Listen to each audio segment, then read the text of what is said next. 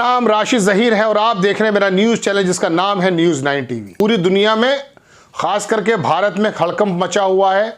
Adani company की जिस तरह से शेयर गिरी और उसकी वजह से शेयर बाजार जिस तरह से धड़ाम से नीचे आ गया है, ये एक चर्चा का विषय है। क्या आप ऐसे मौके पर रवीश कुमार और राहुल गांधी को याद नहीं करेंगे?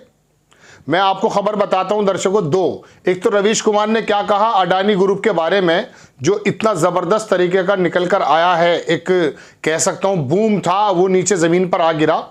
एक गुब्बारा था जो फूट करके आवाज के साथ बैठ गया। और राहुल गांधी की वो बात भी मुझे याद आती है कि जब वो कहते थे कि देश को दरअसल चलाने वाले दो लोग हैं। अगर बहुत लोगों ने कहा कि अडानी अगर चले गए, मैं शब्दों में कहूं भाग गए यूट्यूब पर और सोशल मीडिया पर, तो क्या होगा।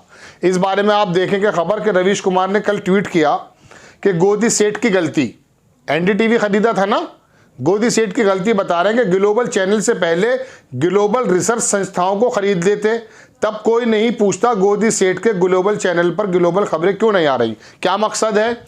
आपको मालूम है दर्शकों कि 24 जनवरी को अमेरिका की एक रिसर्च बेस्ड जो संस्था है जिसको हिंडनबर्ग कहा जाता है, वो कितनी खतरनाक संस्था मान के चल सकते हैं आप कि वो जिसके पीछे पड़ जाती है बड़ी बड़ी कंपनियों का बिल्कुल कह सकते हैं कि हवा निकाल देती है।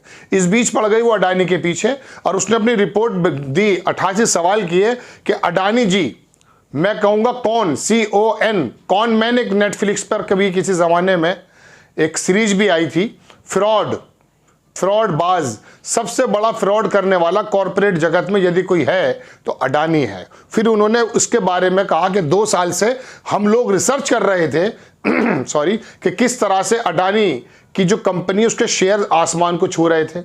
जैसे ही उनकी रिसर्च की रिपोर्ट आई, फौरन ही पता यह चला कि लगभग 4 लाख करोड़, जब मैं बात कर रहा हूं ये आंकड़ा बढ़ता जा रहा है, 4 लाख करोड़, 2.25 लाख करोड़ का शेयर बाजार का नुकसान और लगभग 1.5 लाख करोड़, 1,44,000 करोड़ रुपए का नुकसान अडानी की कंपनियों को हो चुका है सिर्फ एक रिपोर्ट पर।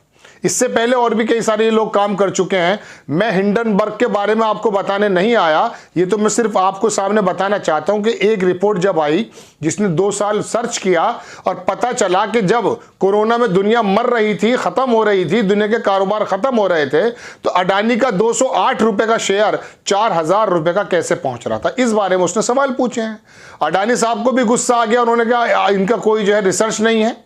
हालांकि 88 सवाल उनके ट्विटर पर हैं, हर एक सवाल किसी का कोई जवाब नहीं दिया गया है। फिर लमसम जवाब यह दिया गया कि यह सिर्फ हमारे पर अनर्गल आरोप लगा रही है और हम इसमें जो है कानूनी कार्रवाई करेंगे। उन्होंने कहा अमेरिका आ जाइए, हम इंतजार में बैठे हैं, आपका वेलकम है। वो पूरी तरह से सीना ठोक कर बैठे 56 इंची का। अब देखिए क्या होता है। लेकिन बहरहाल इस बीच रवीश कुमार सामने आए, उन्होंने कहा अब आपकी समझ में मैसेज आ जाएगा। गोदी सेठ की गलती, ग्लोबल चैनल से पहले ग्लोबल रिसर्च संस्थाओं को खरीद लेते, चैनल से पहले ग्लोबल रिसर्च संस्थाओं को खरीद लेते, यानी कि हिंडनबर्ग के बारे में इशारा दिया जा रहा है। तब कोई नहीं पूछता कि गोदी सेठ के ग्लोबल चैनल पर ग्लोबल खबरें क्यों नहीं है। वैसे इस बात की चर्चा शहर में कहीं नहीं, क्योंकि शहर के लोगों का तन ट्रैफिक जाम में फंसा है और दिमाग धर्म की राजनीति में। आप टीवी खोलकर देख लीजिए, अडानी जी से कोई भी नहीं पूछ रहा कि दुनिया में भूचाल आ गया है। भारत के शेयर बाजार में कल जो फ्राइडे गुजरा इसको ब्लैक फ्राइडे कहा जा रहा है। आप ये खबरें क्यों नहीं बता रहे हैं? क्योंकि अडानी की खबर है, एक एनडीटीवी बता सकता था, उसको खरीद चुके हैं। इसी बारे में रवीश कुमार ने कहा कि वो एनडीटीवी से पहले, यानी कि चैनल से पहले आप संस्था को खरीद लेते तो आपका भांडा नहीं फूटता। अब इसी बारे में रवीश कुमार ने आगे कहा कि हिंडनबर्ग रिसर्च क्या है, इसका लिंक व्हाट्सएप में शेयर हो रहा है, क्यों हो रहा है? कहीं ऐसा तो नहीं पत्रकार लोग इस रिपोर्ट पर बात करने से बचने के लिए पठान देखने चले गए हों? क्या पता पठान को हिट कराने के लिए हिंडनबर्ग रिपोर्ट लाई गई हो। ईडी को हिंडनबर्ग के दफ्तर में छापा मारना चाहिए, ईडी भी चुप है, न्यूज चैनल भी चुप है। LIC का लगभग 16,000 करोड़ रुपया डूब चुका है। 77,000 करोड़, 72,000 करोड़ कई रिपोर्ट के मुताबिक। LIC ने भी सबसे पहले अडानी जी के ही शेयर खरीदे, क्यों? बहुत सारे पत्रकार पूछ रहे हैं कि क्या वजह रही। LIC बीमे का मतलब LIC 30 लाख करोड़ रुपए का मामला है कंपनी का। इतनी बड़ी कंपनी अचानक अडानी के शेयर क्यों खरीदती इतने भारी लेवल पर? वजह कोई नहीं बता सकता। किसने कहा है? LIC के निदेशक को किसने कह दिया कि जाइए अडानी जी के थोड़े से जो शेयर्स हैं जो मार्केट के लिए ओपन है उनको खरीद लीजिए, ताकि जब उनके रेट बढ़ जाएंगे, अरे LIC खरीद रहा तो हम भी खरीद लेते हैं। उनके रेट बढ़ गए तो जाहिर सी बात है, जब मोहल्ले में एक प्लॉट 1000 रुपये गज का बिक गया तो बाकी प्लॉट भी 1000 रुपये गज के हो जाते हैं। हो जाता है नहीं? इसी तरह से अडानी ग्रुप के बारे में दर्शकों मैं आपको बता दूं कि इसका ज्यादातर बड़ा जो स्टैक है वो तो अडानी के खुद के घर खानदान पर है। पूरी हिंडनबर्ग रिसर्च रिपोर्ट ने इसका खुलासा कर दिया है। इसी के मेंबर 22-24 मेंबर में से 8 तो उसके परिवार के हैं, जो कि इस वाली क्षेत्र के अंदर अच्छा नहीं माना जाता है। और फिर हुआ यूं है कि थोड़े से शेयर मार्केट के लिए जो ओपन किए हैं उनको क्या काम किया, अपनी ही शेल कंपनियों से। ऐसा आरोप है, हम नहीं कह रहे हैं अपने पास से कुछ भी, जो बाहर कंपनी इनके भाई हैं राजेश अडानी और ये अडानी और वो अडानी, इनके ऊपर आरोप है, पहले मुकदमे दर्ज हो चुके हैं। ये वो लोग हैं जिनका नाम आपको मीडिया नहीं बताती है। उनकी कंपनीज के माध्यम से यह सरकारी उपक्रम जब अडानी के शेयर खरीद रही है, लोगों ने कहा ये तो बड़ी अच्छी कंपनी है LIC खरीद रही, उन्होंने भी खरीद डाले। अब जब खरीदे तो बाकी शेयर्स के भी पैसे हो गए। अब वो उन शेयर्स की कंपनी को लेकर के जब बैंकों में गया, कहा साहब देखिए तो सही मेरे शेयर्स कहाँ पहुंच गए, लाइए लोन दे दीजिए। बैंकों ने लोन दे दिया। 2 लाख करोड़ रुपए का लोन है दर्शकों, 2,21,000 करोड़ रुपए का। इसकी ब्याज की शक्लें भी अगर मिल जाएं भारत को तो अडानी के ग्रुप से ज्यादा आमदनी तो इसका ब्याज मिल जाएगा भारत सरकार को। क्या हो रहा है ये आपको मालूम है? आ जाता हूं अपनी मेन खबर पे, क्योंकि ये टेक्निकल खबरें आप ऊब जाएंगे, आप मोबाइल को स्क्रॉल करके ऊपर चले जाएंगे तो माफी के साथ फिर मैं चमकदार, रोचकदार और लच्छेदार खबर पे आने की कोशिश कर लेता हूं।